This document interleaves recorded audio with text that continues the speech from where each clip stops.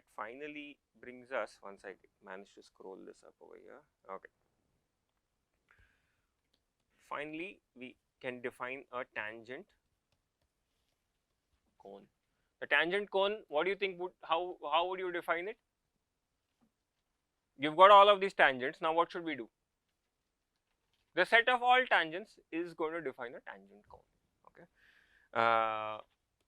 Set of all tangents to sigma at a feasible point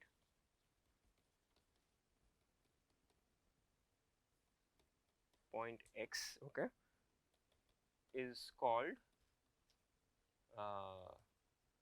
the tangent cone, and the notation for it is this, okay. So it has everything that we need in it. It has the feasible set is in it, the point x is in it, and it's a collection of all of these all the tangents that are being derived from the feasible sequences. This is my tangent cone, okay. So for the problem that we have been talking about, how will you define the tangent cone? We have two sequences, right? We had the blue arrow and we had the pink arrow. So if you were to define, give me a precise definition of this tangent cone. So at point A, we have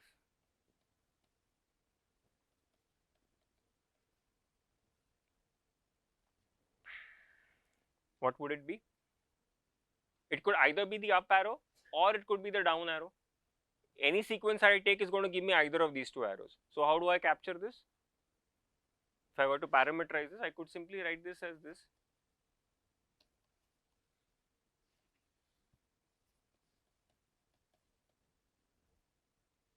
This captures plus minus, right? Now you are thinking of unit vectors. Some of you are thinking of unit vectors. Why is this 0 d2 and not 0 plus minus 1?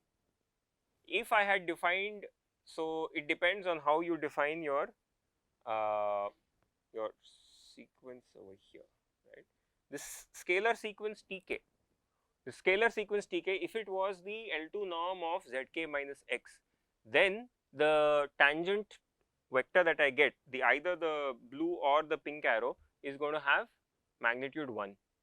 Now supposing I decide to choose Tk as equal to 100 times Zk minus x, 100 times the norm of this, it satisfies the definition because it tends to 0, or instead of 100, 1 by 100, whatever, it's still a tangent, right? And what is the definition of the tangent cone? The set of all possible tangents.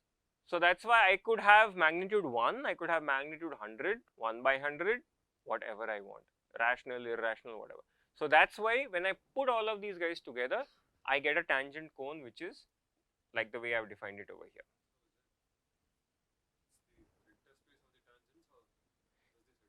It's not a vector space, it's a cone. A cone is a cone a vector space? Is a cone a vector space?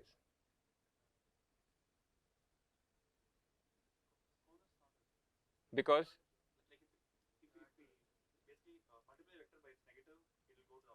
so if I'm exactly, so we'll come to this a little bit later, the way I define a cone, right? If an element lives in the cone, then a positive scalar times that vector should also be in that set. But if I put negative, I'm out of it, right? So it's not a vector space in that sense. But idea is similar. So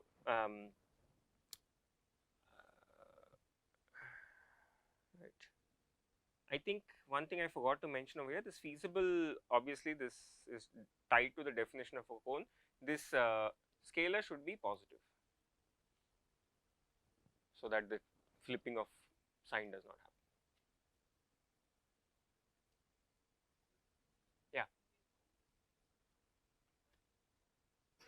Well, okay. So let me come to the definition of the cone. I'll revise the definition of the cone, and that should make it clear. Okay. So far the definition of tangent cone is at least clear. So how do we do it? Start with feasible sequence. Feasible sequence is fine. Then I define another scalar to help me to get a limiting direction of a feasible sequence. That gives me a tangent. The set of all tangents gives me a tangent cone.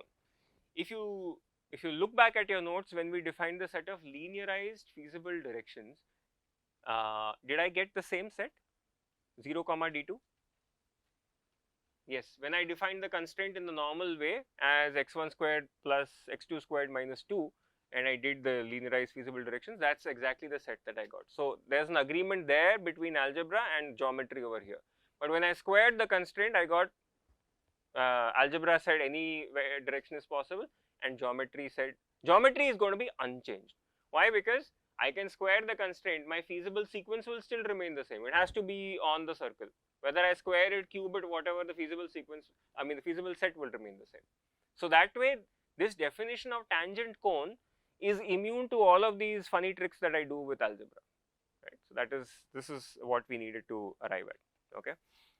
Now there are some questions about cone, so let's talk about cone as an aside.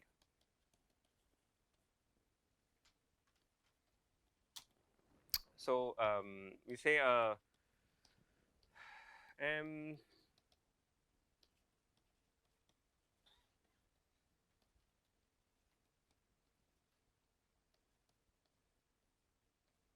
okay, that's the definition of a cone. So it's a set M such that for every x that belongs to that set, alpha times M also belongs to that same set. Sorry, this should be alpha times x also belongs to M, and alpha should be positive, right? So you can take two examples very quickly. For example, x1, x2. So I'm talking two-dimensional plane. Okay. Supposing I say x1 greater than 0 and x2 greater than 0.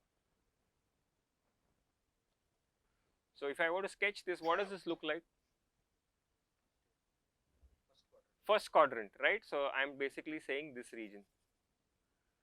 So what are we saying? Pick some point over here. If I multiply this by 2.75, will it still be in the pink region? It would be. It will just be like this, right? Can I multiply it by -1? That's not allowed as per the definition of the cone, right? So this is a cone for sure because it obviously satisfies the definition over here. We can further qualify this.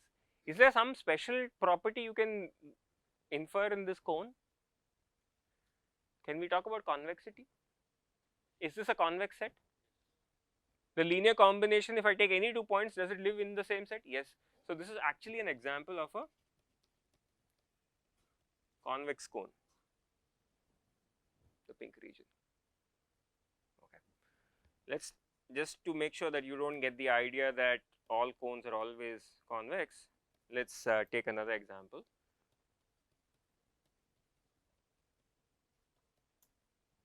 I'm going to define a new set like this. So x1 greater than equal to 0. So x1 greater than equal to 0 is going to be which region? The right half plane, right? It's going to be this. And x2 greater than equal to 0 is going to be what? Is going to be the upper half plane. And do I have an AND or a OR condition? OR condition. Therefore, what is the set? This quadrant number 1, 2 and 4. Third quadrant is gone, right? So now you can see that if I take some vector, let us say I take a vector over here. This belongs to the set. Does 2 times this belong to the set? Right? You can see take any positive scalar, it will live in this. In this particular example of the blue arrow, if I do -2, will it work? It works, but let's not push our luck, because if I take a vector like this, then that -2 will not work. Okay, so this is an example of a non-convex cone.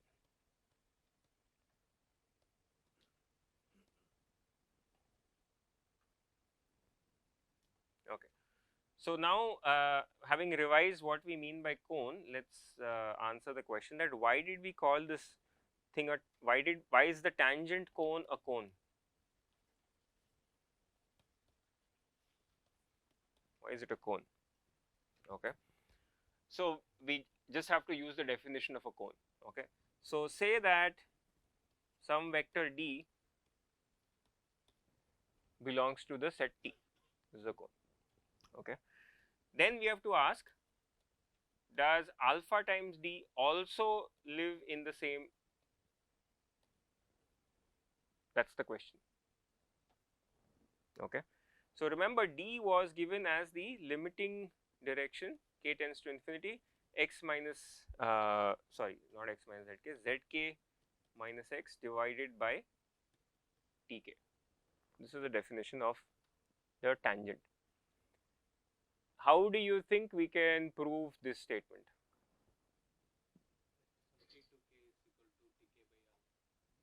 He has the right answer. Remember, the only property of tk was what?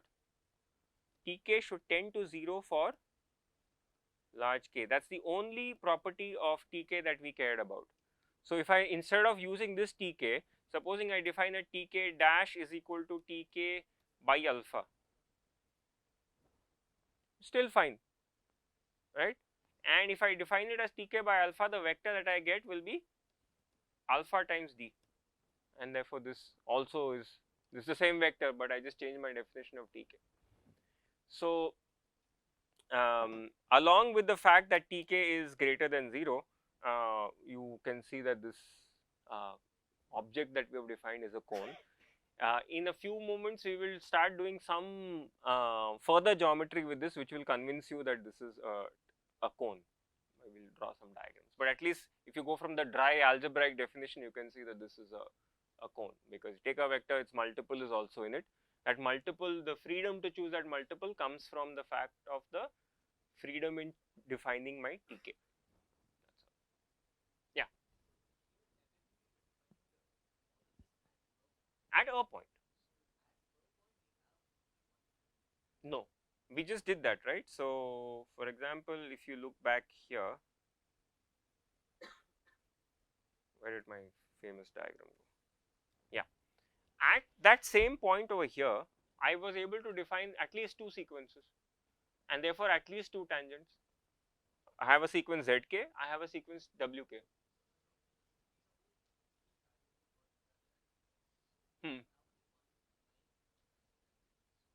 Correct. So in this case, so but you agree that I have multiple tangents. I have multiple tangents, and the tangent cone in this case is an entire line. Yeah. I mean, in 2D, there's not much more I can visualize. If this were, for example, a sphere, then the tangent cone would be like an entire plane. You can think of it like this, and then it will get more and more complicated. But in 2D, this is about maximum I could do. Yeah, don't forget Cornetto for now. I mean, yeah. So just keep this, the definition of cone that we said over here, right?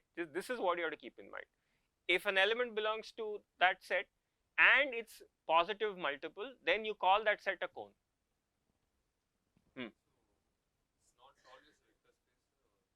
So now it's not a vector space, right? What is the, how would I define a vector space? That any linear combination of the basis elements will also live in the same space, including the origin.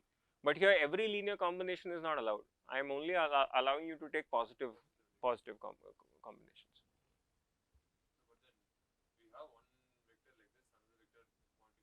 Hmm.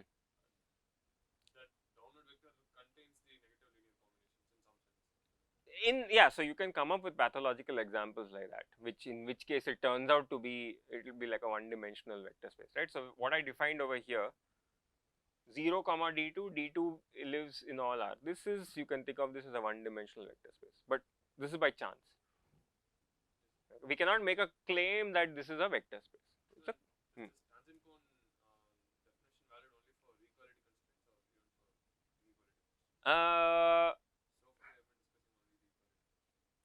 no, the tangent cone idea is valid for any constraint. Here we have taken this example. That would be the exterior of the thing, interior of the circle, right? Yeah. There will be multiple feasible. Correct, yeah. So you will get a whole bunch of different tangents, right? Idea will still remain the same.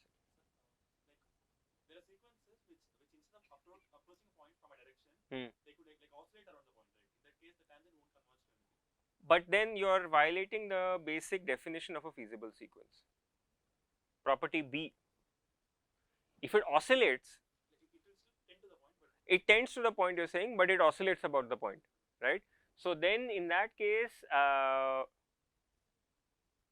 so in that case the definition of the tangent is a little problematic, right, because yeah. So what I would do then is I would split that sequence into two sequences, keep all those points that are staying on one side of the point to be sequence 1, sequence 2, then I can define two tangents, and then putting it together I can define a tangent cone.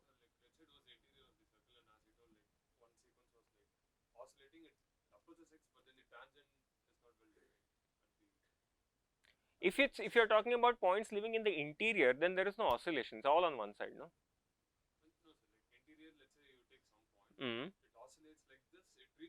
Mm. Correct. So that's what I'm saying. In that case, I would split the sequence definition such that I get one part that has a kind of monotonic behavior. Then from each of those, I can define a tangent direction and then put it together. Finally, I'm putting it all together in the tangent cone. That's what I care about. So may as well make my life simpler. Right. Okay. So we have reached all the way to tangent cone. Okay. Now comes the part where I link the whole idea of tangent cones and algebra. Okay, so let's note that down over here. So we have a new definition. So this is called LICQ. Remember in the previous section I had mentioned that there is something called constraint qualification that we have to do. So this is that constraint qualification which is called LICQ, which is linear independence.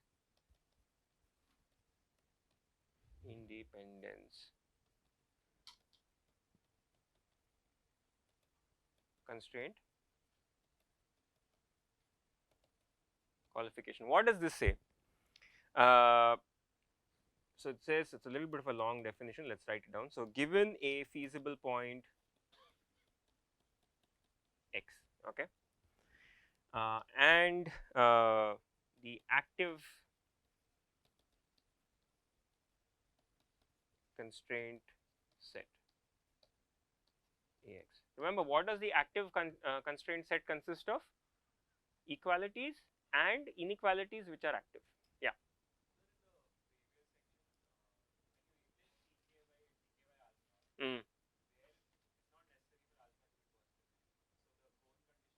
No, for testing whether or not it's a cone, I will always this question mark when I ask, I'm going to choose alpha to be positive. Only then it's in the definition of cone.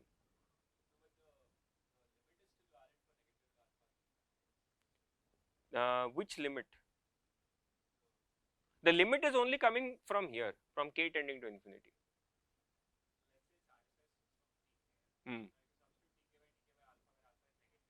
I won't do that. Okay.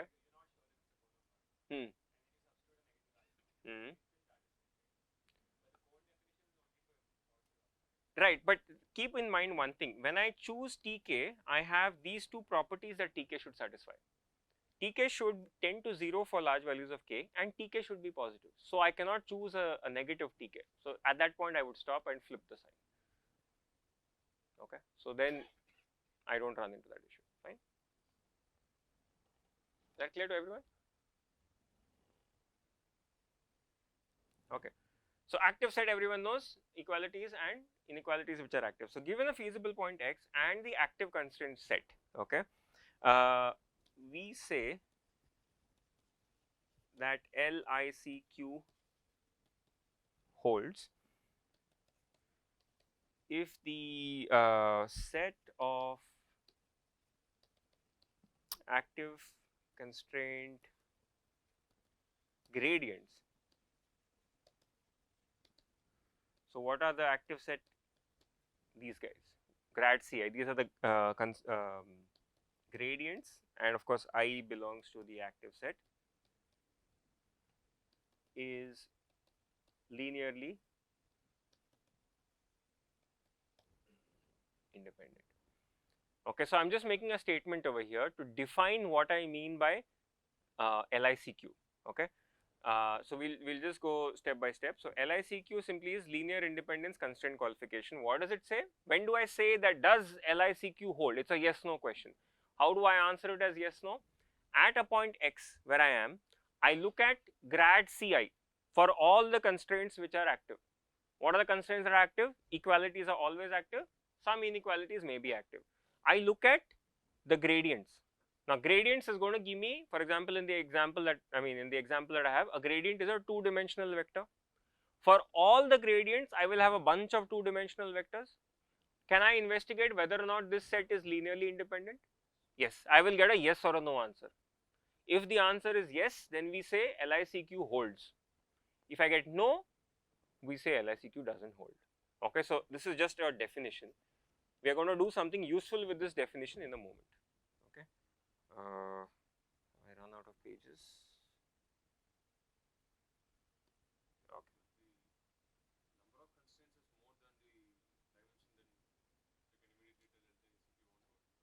Yeah. Yeah. I mean, if there are more constraints than the dimension, then you can immediately tell. Okay, so what do I do with this LICQ business? Let's scroll up. So this is sort of the main thing that we are heading towards, the relation between algebra and geometry, right? So let's say let's write this down: algebra and geometry. This is our casual way of putting it. Algebra I'm going to call as, what do I mean by algebra? Linearized feasible directions. What do I mean by geometry now? Tangent cone, exactly.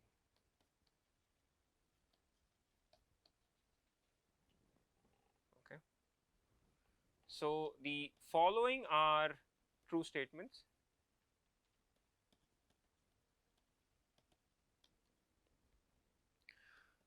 The tangent cone is a proper subset of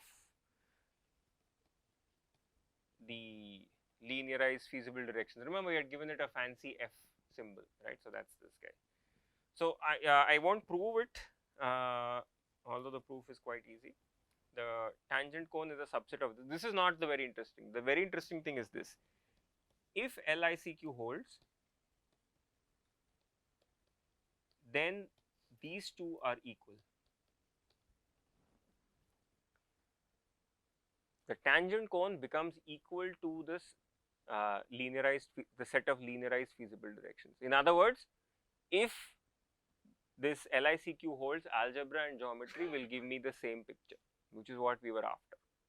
Okay, so this is, I think, Nosedal and Wright has this, in fact, as a lemma 12.2 if you want to look at the proof.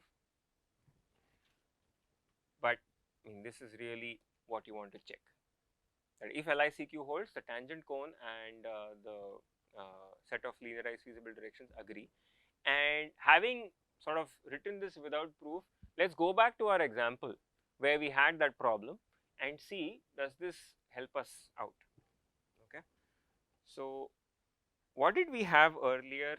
If you remember, our constraint was C1x was x1 squared plus x2 squared minus 2 equal to 0, and C1 dash x was this whole thing squared equal to 0, right? That was what we had. When I had C1x like this, what did my set of linearized feasible directions turn out to be? Does anyone remember? We use the definitions of 0 comma d2. This is what I had got, 0 comma d2. Okay.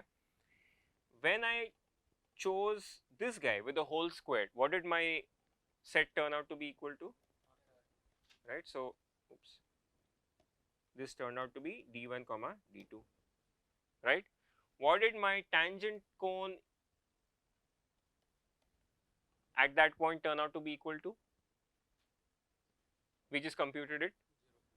This turned out to be 0 comma d2, right? Now, what was grad C1? Does anyone remember? So in this case, in the case of C1, grad C1, so you can calculate grad C1 over here. Grad C1 in this case is going to be 2x1, 2x2. So when I substitute minus root 2 comma 0, what does grad C1 turn out to be equal to?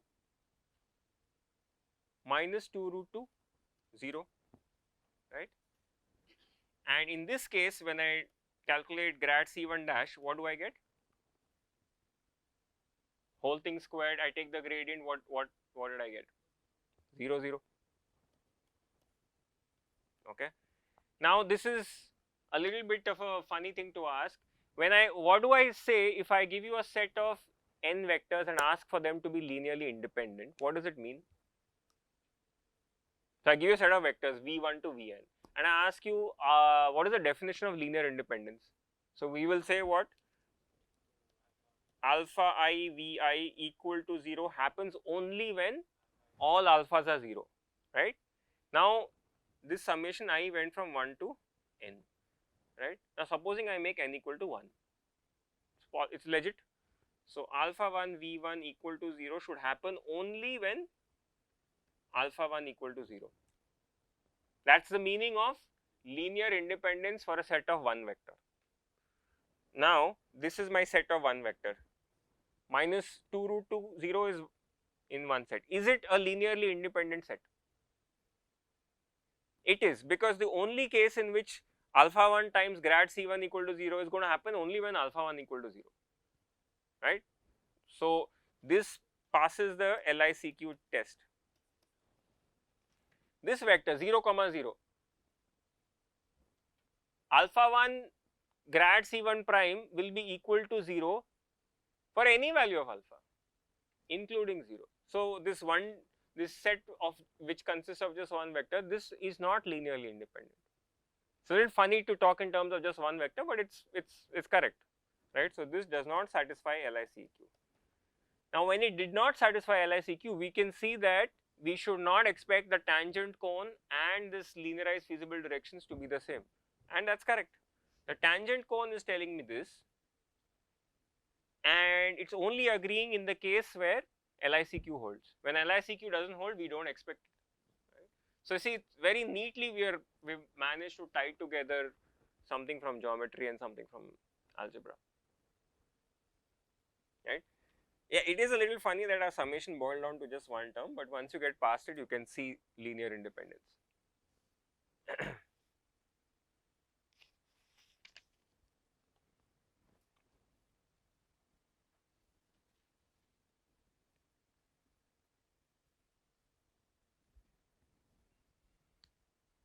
Any questions on this? Okay. So I want to mention that LICQ is one type of constraint qualification. In the literature, there happen to be several other different ways of constraint qualification, but in this course, we're going to talk about one of them. Okay. And you notice that in terms of programming or coding, this is not something very difficult to check, right? If you wanted to check whether or not a set of vectors is linearly independent, how would you do it via code? You can put all of those vectors in a matrix and look at the rank of that, right? So it's easy enough for you to implement and check whether or not LICQ holds, right? If LICQ holds, what is the great advantage? I mean, you can look at all of this and say, big deal. How does it help me? It helps you because I don't have to start constructing tangent cones at every single point. Constructing tangent cones seems to be a lot of work, right? First get a feasible sequence, then get a limiting direction, then put all of them together. Whereas if I know that tangent cone equal to linearized feasible set, to get linearized feasible set, what do I need to do? Just half spaces, right? I mean, grad C1 transpose D equal to 0, greater than equal to 0, whatever, right? So it's relatively easier for me to come up with a direction, right? So in most cases, that is the easier thing to work with rather than tangent cones, okay? But the thing that will not fail you is tangent cone, right?